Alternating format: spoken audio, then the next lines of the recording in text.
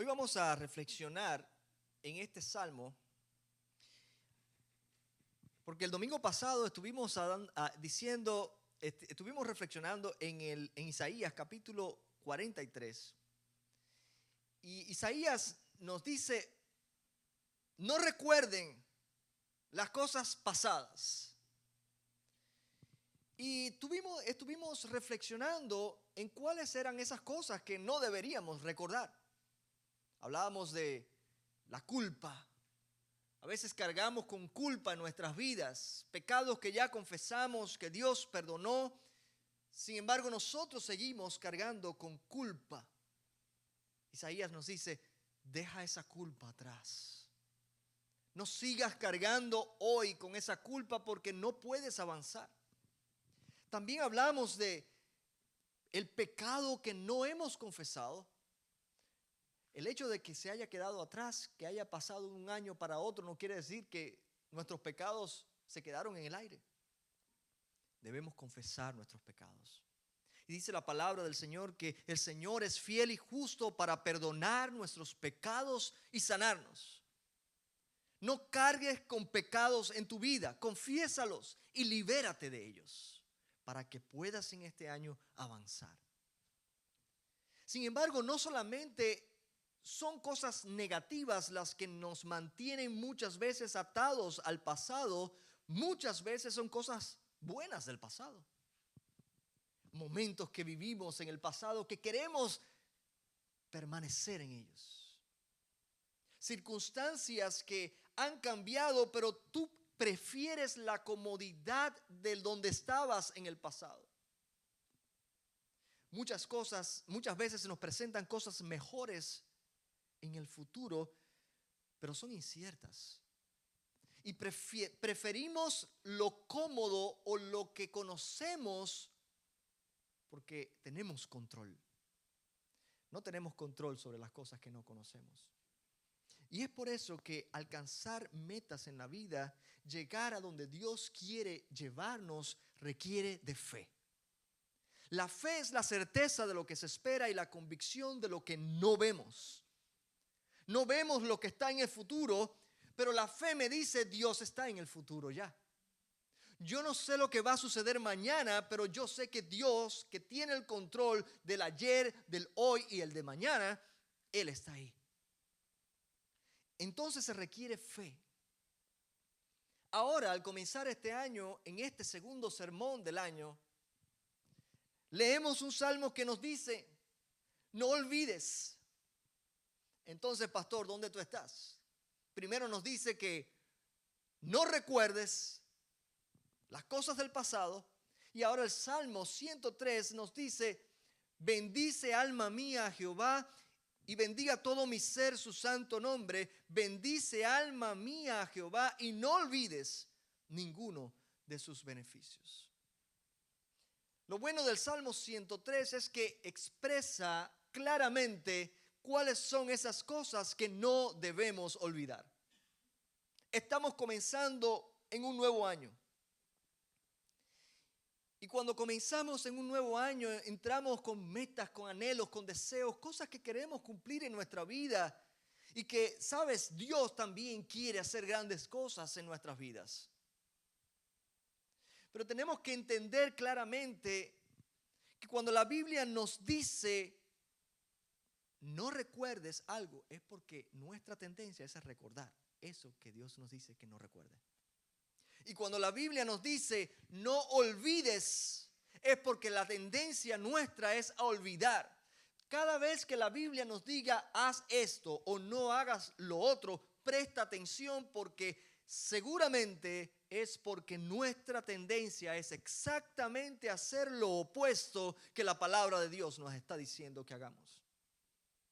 Así que el salmista en este caso es David. Me imagino a David pastoreando sus ovejas, y mientras pastoreaba sus ovejas, dice: bendice alma mía a Jehová y bendiga todo mi ser su santo nombre. Bendice alma mía a Jehová y no olvides ninguno de sus beneficios. Él es quien perdona todas tus iniquidades, el que sana todas tus dolencias, el que rescata del hoyo tu vida, el que te corona de favores y misericordia, el que sacia de bien tu boca, de modo que te rejuvenezcas como el águila.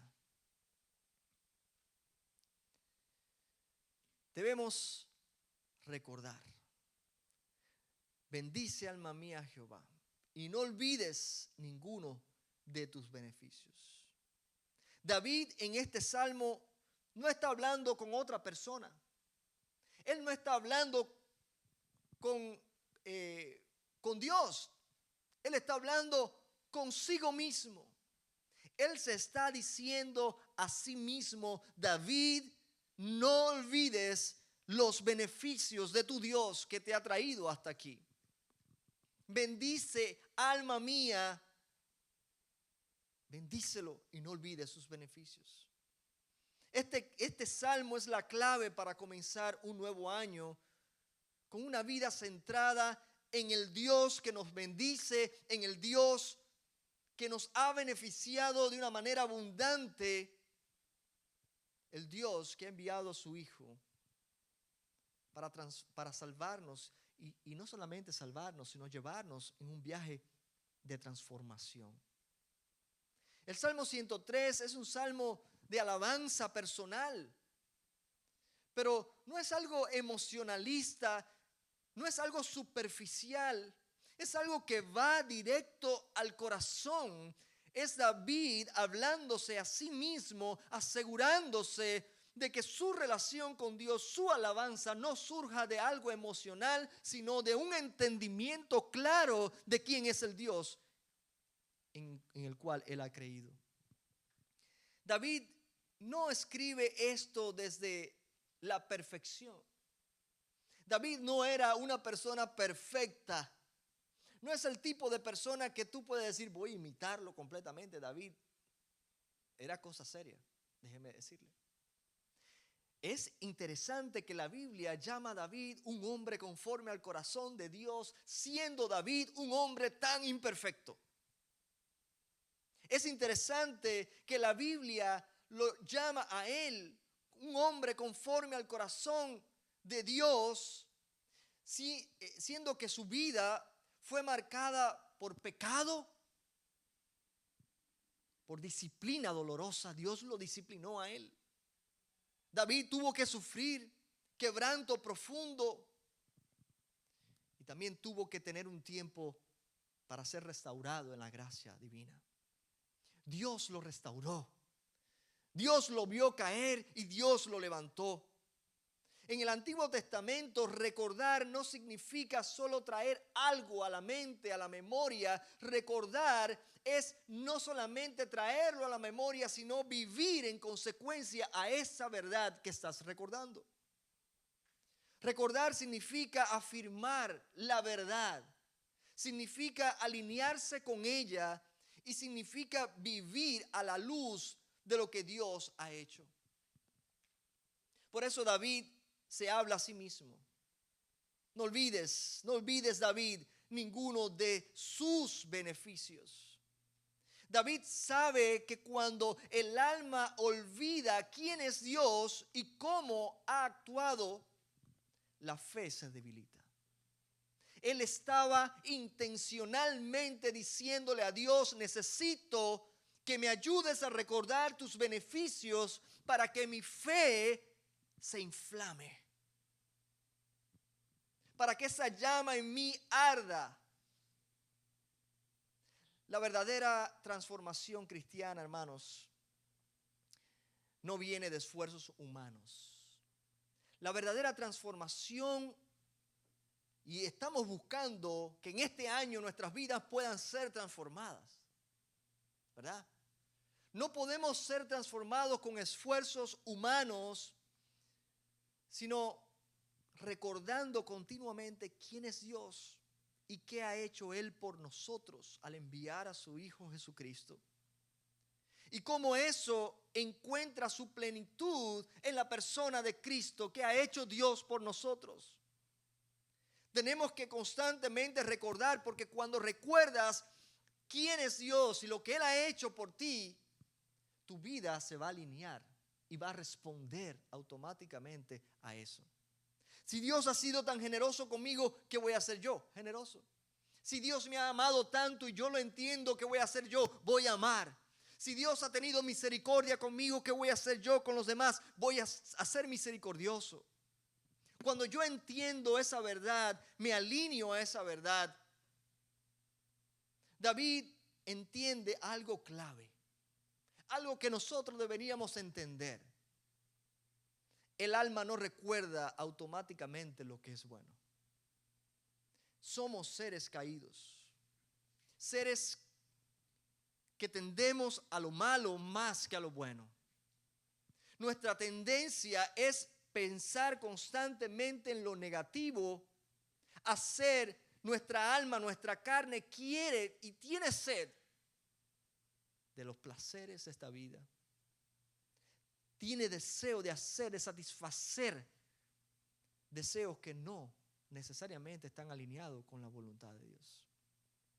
Ahora, cuando entramos en rutina en la vida, cuando hay cansancio físico y espiritual, cuando hay abundancia en nuestras vidas o cuando hay dolor, esos son los ingredientes mejores que hay para olvidar lo bueno. Es en ese momento, en esos momentos cuando nosotros olvidamos con más facilidad lo bueno que ha sido Dios con nosotros en el pasado.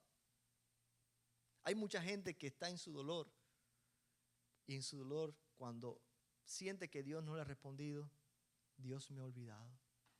Dios se olvidó de mí. ¿Verdad, hermana, que hablábamos de eso ayer? Dios se olvidó de mí. Cuando entramos en esa rutina y la vida se vuelve un día a día monótono, una vida monótona, sin excitement, llega un momento que nos olvidamos. Cuando hay abundancia,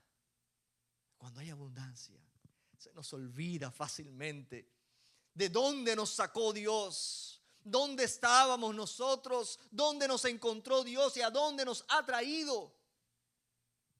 Por eso tenemos que ser intencionales, como David lo fue, en hablarnos a nosotros mismos, en obligarnos a recordar quién es Dios, quién es su Hijo, qué hizo por nosotros, cómo nos salvó.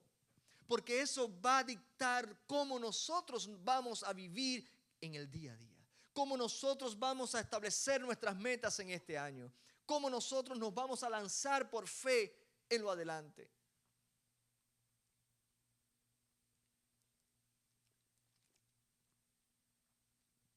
Moisés, cuando ya el pueblo estaba a punto de entrar en la tierra prometida, reunió al pueblo y le dijo: cuídate de no olvidarte de Jehová, que te sacó de la tierra de Egipto, de casa de servidumbre. Moisés tomó tiempo para alertar al pueblo de no olvidarse. Y sigue más. Cuando usted lee Deuteronomio 6 completo, toda la advertencia de Moisés al pueblo de Israel y después lo que sucedió con el pueblo de Israel, nos dice: wow, es que lo que Dios nos dice es exactamente, nos lo dice porque nosotros tenemos la tendencia a caer en ello. Cuidado, porque eso fue exactamente lo que hizo el pueblo de Israel. Se olvidó de Dios una vez estaban cómodos, establecidos, con abundancia. Empezaron a construir para ellos y se olvidaron de Dios, se olvidaron de los planes de Dios. Y no solamente se olvidaron, actuaron en desobediencia intencionalmente, adorando ídolos, los ídolos de las naciones vecinas. El Salmo 77:1 dice: me acordaré de las obras de Jehová. Sí, haré yo memoria de tus maravillas antiguas.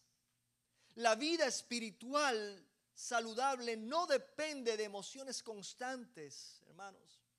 Depende de una memoria espiritual llena de gratitud por la verdad de Dios. La vida espiritual saludable no depende de momentos emocionales. Podemos emocionarnos aquí y alabar al Señor y decir, wow, este tiempo ha sido un tiempo maravilloso.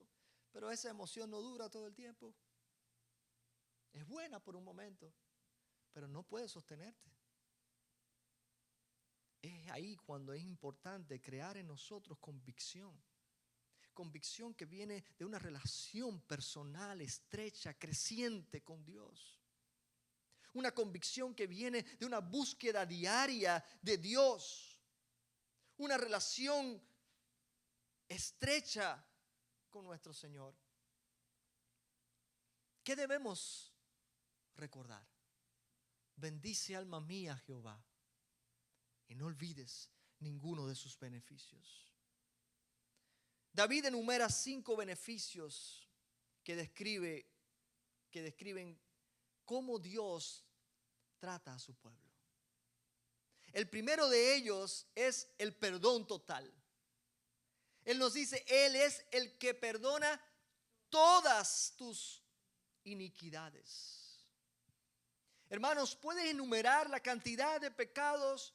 Y muchas veces decimos, no, son errores que he cometido en mi vida. No, se llama pecado. Todo lo que haces errando a la voluntad de Dios, errando dar en el blanco de la voluntad de Dios, se llama pecado. Y la única manera de usted poderse librar de la esclavitud del pecado es confesándolo, diciendo, reconociendo, yo he pecado y me arrepiento de mis pecados. Ahora es una garantía. Es algo establecido, es algo automático para los hijos de Dios, que es cuando nos arrepentimos automáticamente. Dios no dice, voy a ver si te perdono. No, ya Él ha garantizado eso en el sacrificio de Cristo. Cristo llevó a la cruz todos nuestros pecados pasados, presentes y futuros. Fueron clavados en la cruz del Calvario. Nosotros tenemos una garantía de que Dios perdona a sus hijos completa y absolutamente, y Él echa en el fondo del mar nuestros pecados. Cuando venga el diablo a tu vida, cuando escuches a alguien susurrándote que tú, recordándote un pecado pasado, tú le dices, te reprendo en el nombre de Jesús, porque mi Dios es un Dios veraz y Él me ha perdonado. Pero tienes que arrepentirte. Hay una garantía. Y Él es el que perdona todas nuestras iniquidades. No algunas. No las pequeñas. Es un pecadito. No. Él perdona todas. David conocía el perdón. Pero también conocía la culpa. David experimentó en el Salmo 32, 1 al 2. Dice, bienaventurado aquel cuya transgresión ha sido perdonada y cubierto su pecado. Bienaventurado el hombre a quien Jehová no culpa de iniquidad. Bienaventurado quiere decir felicísimo. Cuando tú experimentas esa libertad que Dios te da cuando te perdona, tú puedes experimentar verdadera felicidad. Empieza este año libre. Empieza este año sin cargas que te impidan avanzar. Empieza este año feliz, disfrutando de ese beneficio del perdón que tenemos en Dios, en Cristo Jesús. La segunda cosa es la sanidad. La sanidad integral. Él nos sana íntegramente. Estamos hablando de sanidad mental, estamos hablando de sanidad emocional, estamos hablando de sanidad física y sanidad espiritual sobre todo.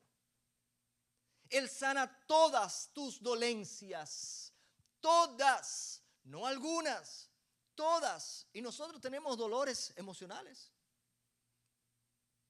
tenemos dolores físicos, pero hay dolores espirituales también. Cuando no andamos en comunión con el Señor, nuestra conciencia nos reprende y a veces estamos resistiéndonos. ¿Por qué te resistes? Ven al Señor. Él sana todas tus dolencias. Jesús mismo dice, vengan a mí todos los que estáis trabajados y cargados, yo les daré descanso. Esto no se limita solo a lo físico, habla también de la sanidad del corazón, del alma, la mente, las heridas emocionales causadas por relaciones,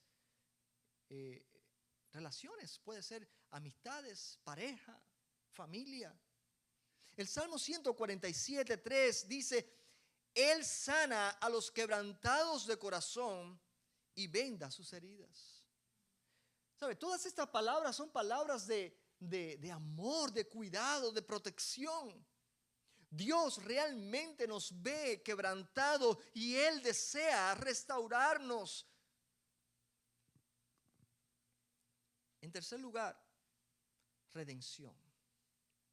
Él nos redime.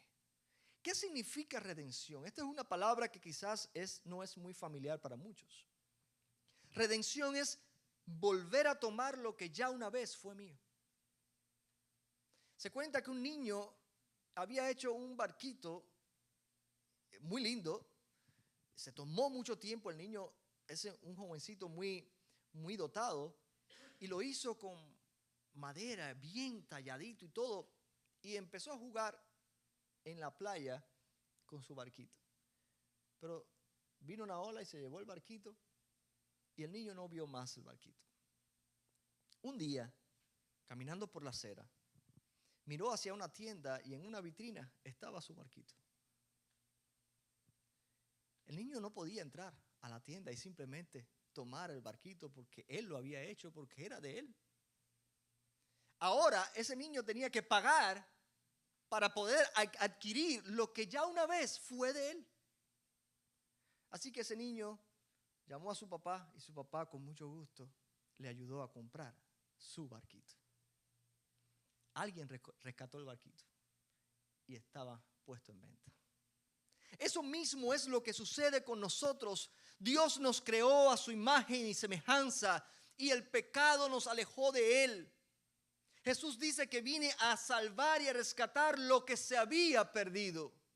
Él viene a redimir lo que es suyo. Tú y yo le pertenecemos a Él, no a la culpa, no al pecado, no a la muerte. Somos de Dios. Y Él envió a su Hijo para rescatarnos. En el Salmo 103, David dice, Él es el que rescata del hoyo tu vida. ¿Cuántas veces en nuestras vidas habremos nosotros estado a punto de caer en un hoyo sin darnos cuenta? Y Dios nos ha librado. Nosotros ni siquiera remotamente podemos entender cuántas veces eso ha sucedido. Cuántas veces han estado peligros al lado de nosotros y nosotros no lo hemos percibido y Dios nos ha protegido. Él es el que rescata del hoyo. Y el hoyo es una imagen de destrucción, de muerte, de desesperanza. Es el lugar donde cae uno y está cerrado, encarcelado, no puede salir y causa dolor. David no dice que Dios mejoró su situación. Hay muchos que están solamente luchando por mejorar su situación, lo cual es bueno. Qué bueno que podamos mejorar nuestra situación. Pero Dios está buscando por transformación. Es algo diferente. Mejorar es echarle una pinturita a una pared que tiene moho, ¿verdad? Ahorita va a volver a salir, pero bueno, por ahora no se ve. Pero transformación quiere decir, voy a tumbar esa pared y voy a hacer una pared nueva. Y Dios quiere hacer algo nuevo en nosotros. David no solamente mejoró, él fue rescatado del hoyo. El Salmo 40, versículo 2 dice, me hizo sacar del pozo de la desesperación, del lodo cenagoso, puso mis pies sobre peña y enderezó mis pasos. Él rescata del hoyo nuestras vidas. Él corona de favores y misericordia. El cuarto, es un Dios misericordioso. El Salmo 103, el versículo 4, la segunda parte dice: el que te corona de favores y misericordias. Hermanos, piénselo bien. Un solo pecado es suficiente para merecer la muerte eterna. Un solo pecado. ¿Cuántas veces hemos nosotros pecado en nuestras vidas? ¿Cuántas veces nosotros no merecemos lo que Dios ha hecho por nosotros? Ni remotamente. Nosotros no merecemos tanto amor, tanto derroche de amor de Dios para con nosotros. No merecemos el trato que Dios nos ha dado. Sin embargo, Él nos corona de favores. David no dice que Dios lo tolera. Él dice que Dios lo corona. Dios no solamente te tolera muchas veces tus malas crianzas. Él te corona de favores y misericordia. Es lo que el hermano del hijo pródigo no podía entender cuando por fin llegó el hijo que se había perdido, el que se había ido, el que había gastado todo el dinero del padre. Cuando él regresó, él no podía entender que su papá trajera a ese muchacho que había gastado todo su dinero con prostitutas y lo trajera otra vez a la casa, le pusiera un anillo, que eso era muy importante, eso era una posición de honra, retomando su lugar en la casa. Y no solamente eso, le pusiera un vestido especial. Y no solamente eso, matara al cordero mejor y le hiciera fiesta. El hermano decía: ¿cómo es posible? Eso es lo que hace Dios contigo y conmigo. Ese hijo pródigo somos tú y yo. Hemos malgastado toda la gracia y la misericordia de Dios en nuestras vidas. Y Dios nos ha alcanzado. Y dice que cuando un pecador se arrepiente, hay fiesta.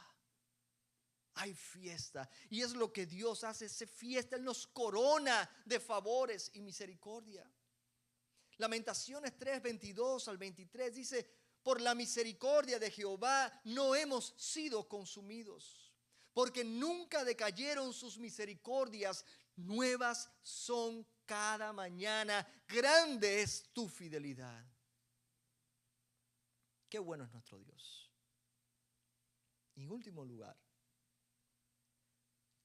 renovación continua. En el Salmo 103 dice: el que sacia de bien tu boca, de modo que te rejuvenezcas como el águila. Él sacia de bien tu boca, de modo que te rejuvenezcas como el águila. La vida con Dios no es desgastante espiritualmente hablando, más bien se renueva. Mientras más viejos nos ponemos, espiritualmente nos rejuvenecemos más. Isaías 40, 31 dice: pero los que esperan a Jehová tendrán nuevas fuerzas y levantarán sus alas como las águilas. Los que esperan en Jehová tendrán nuevas fuerzas. Él nos renueva cada día. ¿Y sabes qué? Lo lindo de todo esto es que la experiencia de David y esos cinco beneficios que David menciona son beneficios que no vienen de simplemente un Dios bueno. Porque Dios puede ser muy bueno, pero Dios no puede violentar su propia ley. Él dice que la paga del pecado es muerte. Entonces, ¿cómo Dios tuvo misericordia de David? ¿Cómo Dios perdona? ¿Cómo Dios restaura? ¿Cómo Dios renueva? ¿Cómo Dios rescata del hoyo nuestras vidas si somos pecadores? David estaba en el Antiguo Testamento, pero ¿sabes qué? Había una promesa de la redención por medio de Jesús.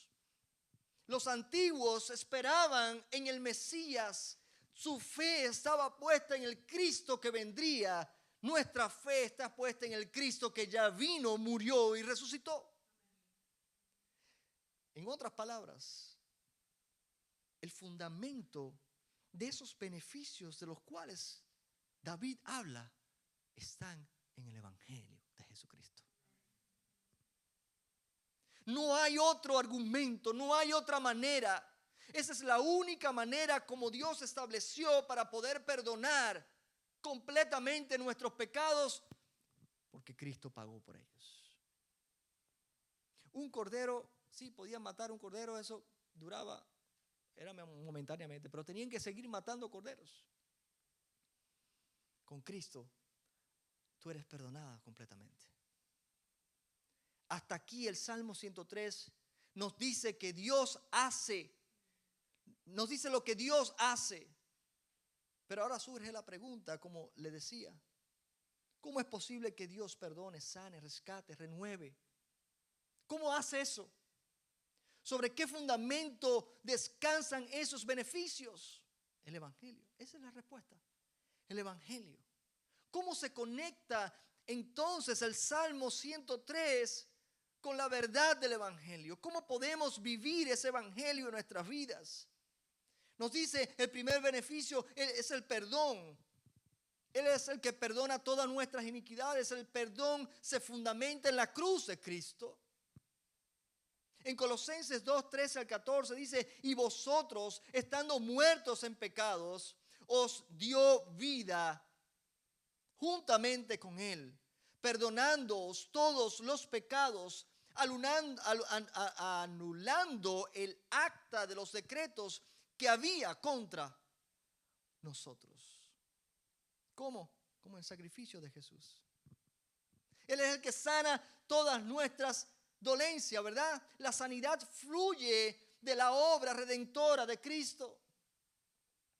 Mas Él herido fue por nuestras rebeliones, dice Isaías 53:5.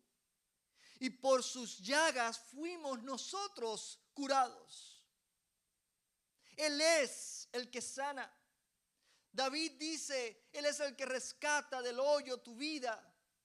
El Evangelio aclara que el rescate tiene un precio. Y ese precio es el sacrificio de Cristo. Él fue el que pagó el precio. Marcos 10:45 dice: porque el Hijo del Hombre no vino a ser servido, sino que vino para servir y para dar su vida en rescate por mucho. Él es el que rescata. David dice que Él nos corona de favores y misericordia. Ese es otro beneficio. La misericordia se revela con la gracia inmerecida. Ahí es donde se revela la verdadera misericordia de Dios. Él derrama su gracia que no merecemos. Romanos 5:8 dice: mas Dios muestra su amor para con nosotros, en que siendo aún pecadores, Cristo murió por nosotros. David habla de una renovación. La renovación se convierte en transformación cuando venimos a Cristo. Renovación es transformación. No estamos buscando, Dios no está interesado en arreglar personas muertas. Él está interesado en hacerte nuevo, hacerte una nueva criatura. Está buscando tu transformación completa. Y es por eso que 2 Corintios 5, versículo 17 dice: de modo que si alguno está en Cristo, nueva criatura es. Las cosas viejas pasaron, he aquí todas son hechas nuevas. Este nuevo año, hermanos, viviremos desde la culpa. En este nuevo año viviremos desde la autosuficiencia. Vamos a ser autosuficientes. Este nuevo año que empieza, ¿cómo vamos a vivirlo? Desde una costumbre religiosa. Hacer lo que estoy acostumbrado a hacer, seguir haciéndolo por inercia, porque mis padres me enseñaron eso es lo correcto.